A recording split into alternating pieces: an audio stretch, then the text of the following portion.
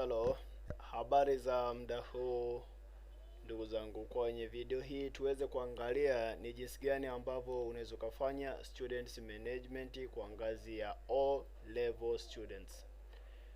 Ili kuweza kufanya students management, ni kwanza kabisa inatakiwa tu uwe tayari umesha log in kwenye mfumo wako na uwe ni admin kama vile headmaster au mtaaluma wa shule husika.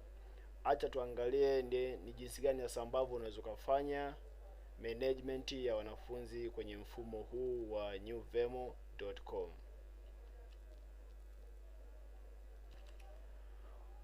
Unapokuwa tayari umeshaingia kwenye mfumo wako kama jinsi inavyoonekana hapo, utaenda moja kwa moja kwenye menu ambayo imeandikwa registration, ambayo ndio kama inavyoonekana hapa. Baada ya kuwa hapo, kwa chini utaangalia option ambayo imeandikwa ordinary level, utaibonyeza. Ukishaibonyeza basi na yenyewe itafungua option zaidi na utaingia kwenye option ambayo imeandikwa register. Ukishabonyeza kwenye register kama jinsi inavyoonekana, utaona kuna sehemu pameandikwa sorting. Hapa kuna registration, then kuna tab nyingine ambayo imeandikwa sorting. Kwa hiyo utabonyeza kwenye sorting. Ukishabonyeza kwenye sorting kama jinsi inavyoonekana hapo, utaangalia, utashuka chini kidogo na utaona kuna paneli ambayo imeandikwa students request form. Kwenye students request form, hapo ndipo utachagua darasa ama kidato, mkondo na mwaka mpaka format ya wanafunzi ambao unahitaji kuwaona au kuwa print. Kwa mfano, kwa upande wangu mimi hapa nitahitaji kuangalia usajili niliomaliza kuufanya wa wanafunzi wa kidato cha kwanza. Nitachagua nahitaji wanafunzi wa kidato cha kwanza. Baada ya kuchagua kidato, basi nitaenda moja kwa moja kuchagua stream. Pia unaweza kuchagua stream, lakini stream inakuwa ni option. Umeona? Unaweza kuchagua stream ama usichague. Kwa hiyo inakuwa ni option. Umeona? Inapokuwa ni optional tunamaanisha nini? Inapokuwa optional tunamaanisha kwamba ukichagua, kwa mfano mimi nahitaji labda wanafunzi wa form 1A, basi mfumo na wenyewe utakutolea wanafunzi wa form 1A peke yao. Lakini usipochagua stream, basi mfumo na wenyewe utaprint form 1 wote bila kujali kwamba huyu ni kidato fulani fulani. Kwa hapa mimi naweza nikasema kwamba nahitaji wanafunzi wa form 1A wa mwaka 2020. Baada ya kuchagua kidato, mkondo na mwaka, utakuja kuchagua format. Je, unahitaji kuwa print ama unahitaji kuona wakiwa katika format ipi? Je, ni web view? Kama sio web view, je ni PDF? Kwa mfano mimi kwa mara ya kwanza hapa naweza kusema ngoja niwaone wanafunzi wangu niliomaliza kuwasajili wakiwa katika web view. Na ukichagua web view, basi hapo ndipo utakuwa na uwezo wa kuedit, kudelete na kuangalia taarifa zaidi za mwanafunzi. Kwa hiyo unaweza kuchagua web view, then ukabonyeza button iliyoandikwa request. Ukishabonyeza button yako ambayo imeandikwa request, moja kwa moja itakuorodheshea wanafunzi wote wa kidato cha kwanza A kulingana na machaguo yako jinsi ulivyochagua. Baada ya kuwa na wanafunzi wako kama jinsi inavyoonekana hapo, utaangalia kuna column ya full name, registration number, sex, page, phone number, kuna edit, kuna delete na more. Hizo zote ndio column ambazo zinapatikana pale. Utaona kwamba kila mwanafunzi ambaye umemsajili basi anakuwa na registration number yake hii hapa. Jina lake, registration number yake, jinsia, na hizi hapa pia ni command ambazo zinaendana na mwanafunzi ambaye unahitaji kumfanyia mabadiliko. Kwa mfano, kuna mwanafunzi hapa anaitwa Amina Lamek Jackson. Nikihitaji kubadilisha taarifa za huyu Amina Lamek Jackson, labda anaitwa Amina Lamek Daudi, nitaenda kwenye edit, nitabonyeza. Nikishabonyeza kwenye edit, basi mfumo moja kwa moja utakupeleka kwenye page ama kwenye kurasa ambapo utaweza kufanya uhariri wa mwanafunzi husika. Kwa mfano hapa, hili jina unaweza kulibadilisha ukasema labda Amina Lamek Daudi. Baada ya kubadilisha taarifa ambazo unahitaji kubadilisha, kama ni phone number ya mzazi ipo, basi utaweka na kadhalika. Baada ya kufanya hivyo, moja kwa moja basi utaenda kubonyeza button ambayo imeandikwa edit. Ukishaibonyeza tu, basi mfumo wenyewe utabadilisha zile taarifa. Ukishamaliza kubadilisha hizo taarifa, basi utakurudisha moja kwa moja kwa hao wanafunzi. Kama inavyoonekana hapa, mwanzo alikuwa anaitwa Amina Lamek Jackson na sasa ni Amina Lamek Daudi. Kwa hivyo ndivyo ambavyo unaweza kuhariri taarifa za mwanafunzi ambaye unahitaji kumhariri. Pia kuna column ambayo imeandikwa delete. Kwa mfano unapohitaji labda kumfuta mwanafunzi yeyote yule. Kwa mfano labda mimi nahitaji kumfuta huyu Hamidu Ali Juma au Paulo Jackson Dalali. Unaweza tu kaja ukabonyeza hii button. Ukishaibonyeza mara moja, basi na mfumo wako utamdelete huyo mwanafunzi. Kwa hiyo mwanafunzi atakuwa amefutwa na atakuwa ameondoka kwenye orodha. Kwa hivyo ndivyo ambavyo unaweza kaedit ama kuhariri na kufuta mwanafunzi kama unahitaji. Lakini pia ukihitaji kuangalia taarifa za mwanafunzi kiundani zaidi, pia utakuja kwenye hii column ambayo imeandikwa more. Kwa mfano nikihitaji kuangalia taarifa zaidi za mwanafunzi ambaye anaitwa Amina Lamek Daudi, utakuja kubonyeza hii alama ya jicho.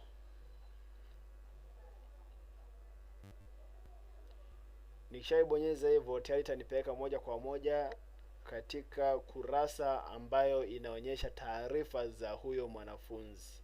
Kwa mfano ndio kama inavyoonekana hapo, itakupa school registration number ya mwanafunzi, jina lake na registration number, pia na taarifa zingine.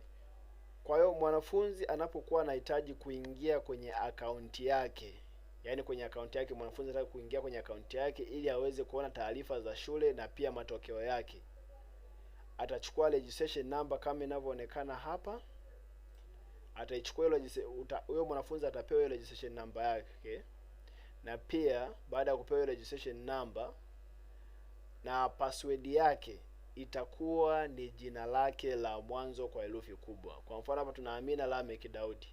Kwa hiyo ataingia kwenye akaunti yake kupitia registration number yake kama inavyoonekana hapa, na password yake itakuwa ni Amina kwa herufi kubwa. Kwa hiyo akishaingia kwenye akaunti yake, basi mwanafunzi atakuwa uhuru kuweza kubadilisha password yake kulingana na ambavyo anahitaji. Tu kingine hapa tunaangalia current state, kwamba je, mwanafunzi huyu yupo active au inactive. Ukiambiwa mwanafunzi huyu yupo inactive, basi mfumo unamaanisha kwamba huyu mwanafunzi tayari ameshahitimu masomo yake ya sekondari. Na ikitokea tu mwanafunzi kwamba amesahau, yaani amesahau password yake, basi wewe utakuja utarequest ni mwanafunzi gani ambaye amesahau password kulingana na malalamiko yake. Basi ukishakuja kumview ama ukaona information zake kikamilifu kama inavyoonekana, utakuja utabonyeza kwenye button ambayo imeandikwa restore password. Ukishaibonyeza hiyo button, basi moja kwa moja taarifa za huyu mwanafunzi ambaye anaitwa Amina Lamek Daudi zitabadilika. Na ikishabadilika, basi mfumo utakuonyesha hapa password zake mpya. Basi mwanafunzi atapewa hizo password na ataingia kwenye akaunti yake. Akishaingia kwenye akaunti yake, basi ataweza kubadilisha password hiyo kulingana na mahitaji yake. Pia wacha turudi nyuma kwa kubonyeza go back.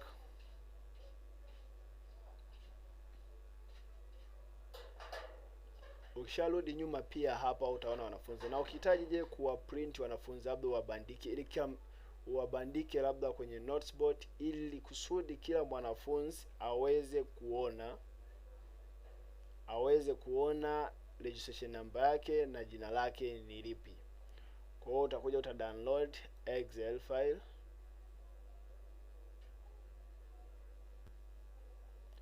Ukisha download utaona tayari file imeshajifungua hapa. Kwa nita show in folder, nitaona na file langu ni ile hapa, kwa nitalifungua.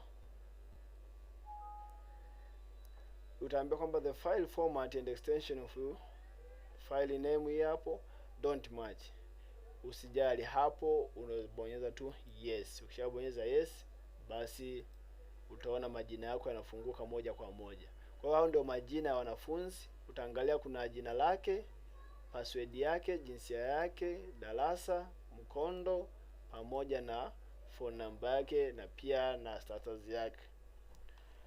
Kwa kufanya hivyo, mwanafunzi ataweza kuangalia namba yake ya usajili ambayo ni registration number, ambayo ataichukua na akawa nayo kichwani, na pia na password yake itakuwa ni jina la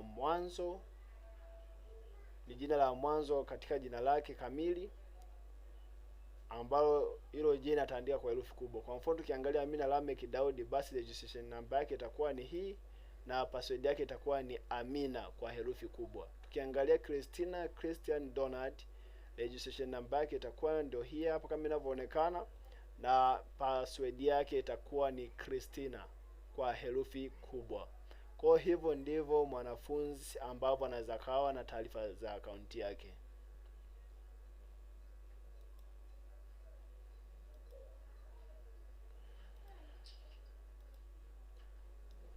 Baada ya kufanya hivyo, kwa hivyo ndivyo ambavyo unaweza ka download Excel file na kadhalika. Tukizidi kurudi nyuma hapa,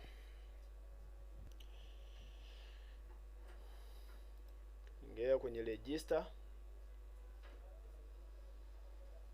kaenda kwenye sorting. Pia ukirudi hapa tena kwenye chagua, labda tunahitaji form 1 A mwaka 2020, labda unahitaji sasa kuwa print katika PDF. Utakuja tu utachagua PDF, then una request. Ukisha request, baadaye utaona wanafunzi wako wote wamo katika PDF. Kuna registration number zao na pia kuna kuwa na majina yao. Kwa hiyo hii unaweza kubonyeza kwenye hii icon ya printer. Baadaye unafanya una print moja kwa moja kama kompyuta yako imeunganishwa na printer. Lakini tu ukihitaji kudownload tu haya majina, utakuja kubonyeza hii button. Ukishaibonyeza hii button, itakuuliza unahitaji kusave wapi. Utasema unahitaji kusave hapo. Moja kwa moja PDF yako itakuwa downloadiwa. Kwa hata kama ukisema open, basi itafunguka ikiwa tayari ipo kwenye kompyuta yako. Kwa hivyo ndivyo ambavyo unaweza ukasave ukaprint wanafunzi. Pia ikatokea kwamba sasa huu ni mwaka 2020. Huu ni mwaka 2020. Kuna wanafunzi wako form 4, kuna wengine form 3, kuna wengine form 2 na wengine form 1. Lakini unahitaji wanafunzi ambao kwamba inapofikia mwaka 2021, basi wale wanafunzi ambao walikuwa form 4 mwaka 2020 hawatokuwepo katika, hadi watakuwa wamehitimu. Kwa hiyo mfumo kuambia kwamba wanafunzi waliokuwa form 4 mwaka 2020 wameshahitimu, na kuambia mfumo kusaidia kuwahamisha wanafunzi ambao walikuwa form 3 mwaka 2020 na mwaka 2021 waende form 4, basi utaenda kwenye ordinary level register.